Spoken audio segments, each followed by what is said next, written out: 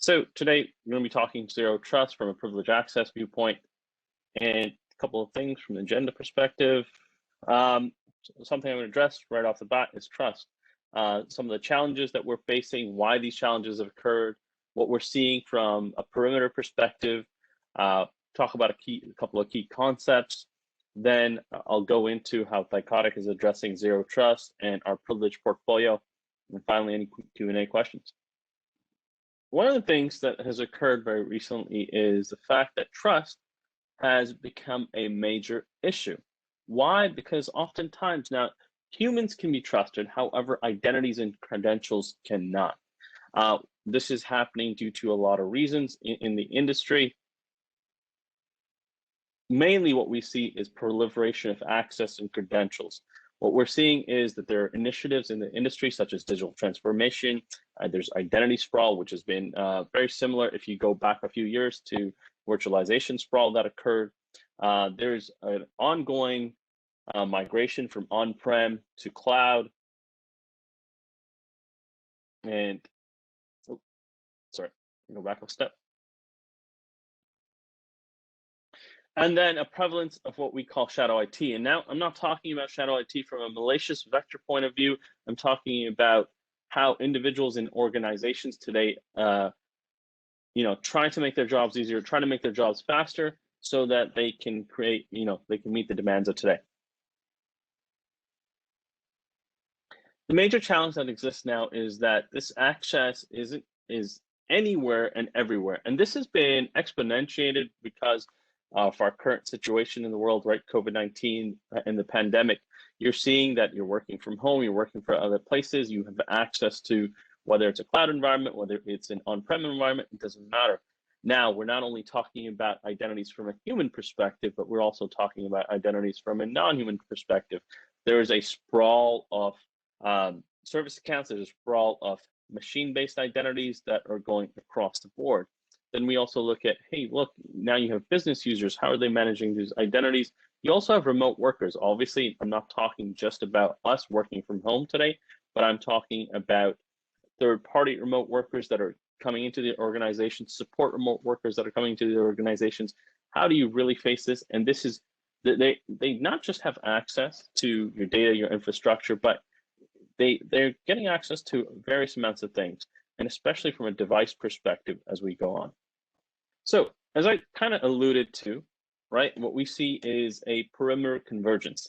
Early in the presentation, you talked about network perimeter, and then there's an identity perimeter. But what we're seeing is, especially now in the current situation at hand, the network and the identity perimeter have almost converged into what we would define as a tangible perimeter, meaning you still have a lot of organizations that are on-prem that haven't moved to the cloud. You have a lot of organizations that are hybrid, and then you have some organizations that have completely or have significantly moved their workloads towards the cloud. So what's happening is that there is a a tangible point where between they have these networks, they have these identities. So where does it all converge?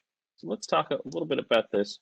So a tangible perimeter consists of devices. So predominantly when I speak of devices, this means, something that I'm on currently is your laptop or your desktop. Now, guess what? Since we're all working from home, we're all working remotely, it's increased due to the current circumstance.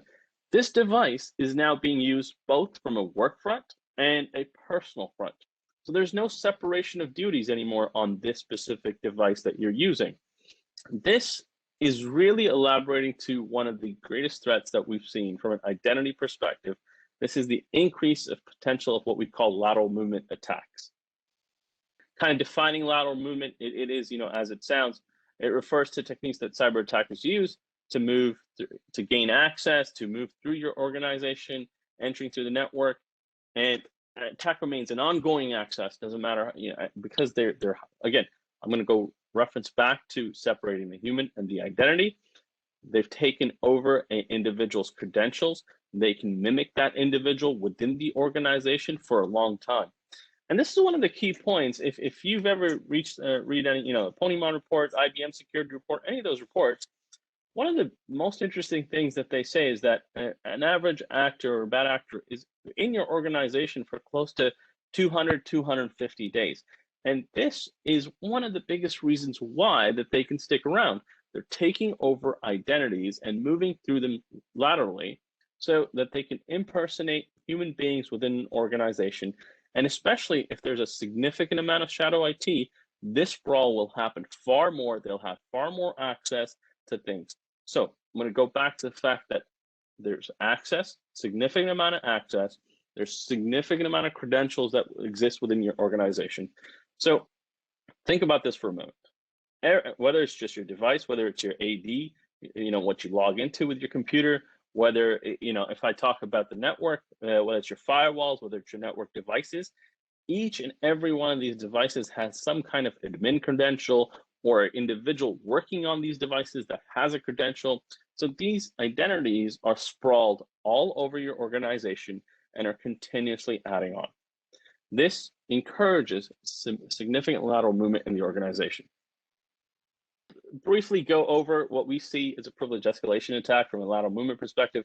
As I said, in most cases, you're seeing this happen through a laptop, computer, desktop, and so forth. But I'm going to go to something that's not shown on the screen, right? Attacker's viewpoint from phishing, right? This is obviously commonly known. Phishing attacks are happening quite often within the industry. So, going back to why trust has become such a big issue for organizations today.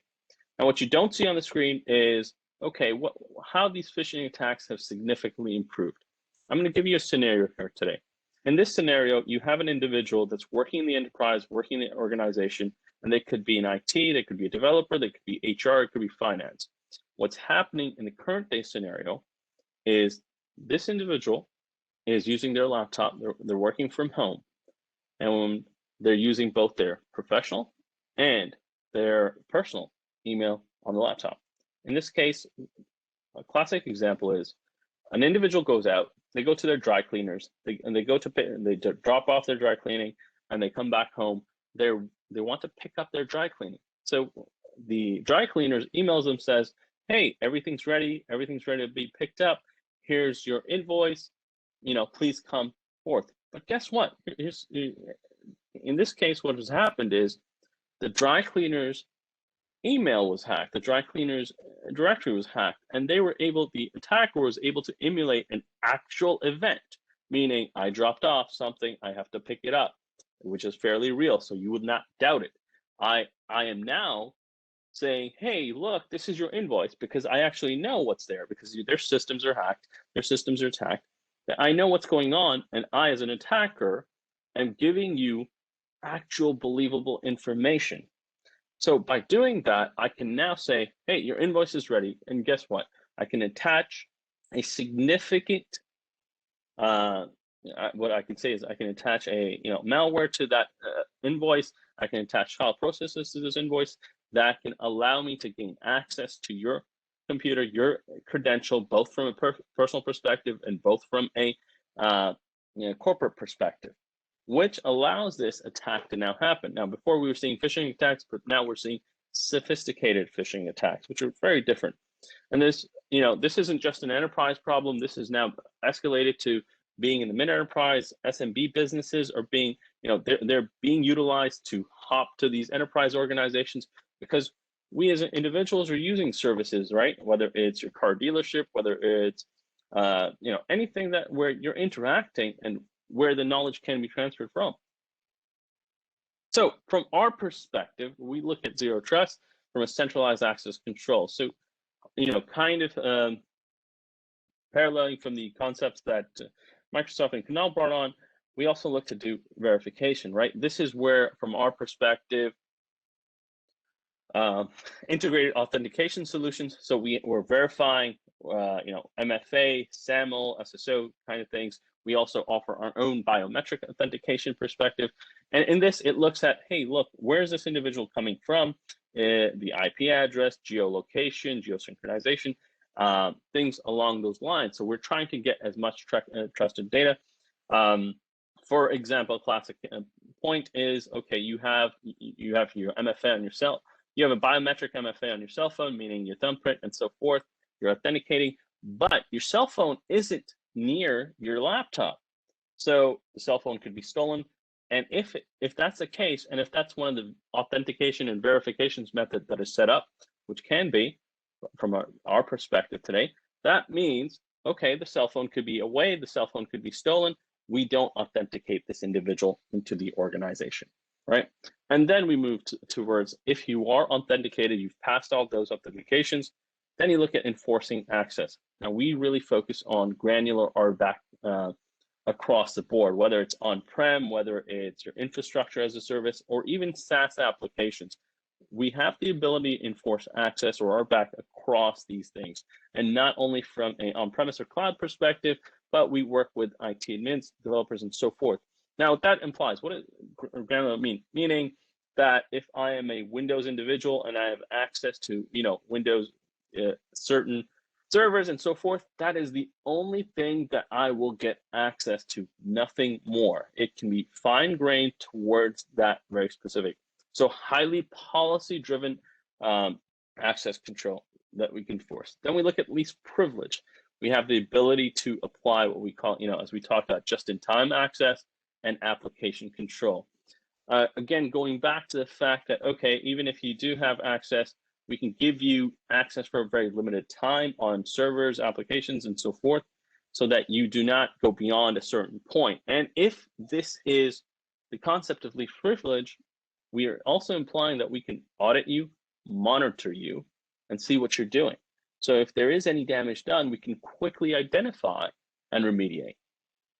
And then I go back to, we have the ability to limit lateral movement. How are we doing this? One of the key things is that we're seeing is, okay, what happens if you have a credential sprawl? You have the ability to discover various accounts throughout your organization.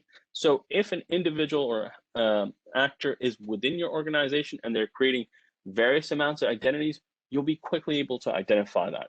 You can then, one of the other practices is removing local admin rights. This has become a thorough practice where you're removing local admin rights, especially from a laptop desktop perspective, especially from a workstation perspective. This is one of the easiest things that you can do. Even if an individual, after verifying and trusting, has come into the organization, the amount of damage that they can do is very significantly little, because it goes very back to, hey, by removing these rights and so forth, now this can only be put on my laptop or desktop versus them moving through the network, also giving just enough access. And finally, when you've done these things, you've verified, you've enforced access control, you still want to continuously analyze. Why? Because behavior analytics has become a significant part of the organization. You need to have a machine learning where analytics where you're saying, okay, this individual has access to this. Are they misbehaving? What times are they chiming in from? What locations are they coming in from? Behavior has become an important part. I always go back to this and say, like it or not, security is a behavioral problem. More than anything, security is a behavioral problem. So from that perspective, we always focus on behavior analytics. And again, you want to assign risk and threat scoring, even from a day-to-day perspective, because you can understand if a credential has been hacked, if someone's misbehaving, you can quickly identify, you can kick them out of the system, remediate, and so forth. So from our perspective, we're doing this with our portfolio across the board. Not only are we protecting critical data, code, and controlling access through various platforms, we're also locking down devices. We have the ability to discover and vault. We can decommission and provision things, where a significant amount of our focus is in authenticating and auditing. And then finally, you're moving and elevating privileges and so forth. And this exists throughout, doesn't matter where you work from, doesn't matter what you do, and what the role is within the organization, whether it be human, non-human, whether you be a business user or whether you be third party. So how we're addressing this is through our portfolio today across the board. Just to give you a brief preview of this. Any questions?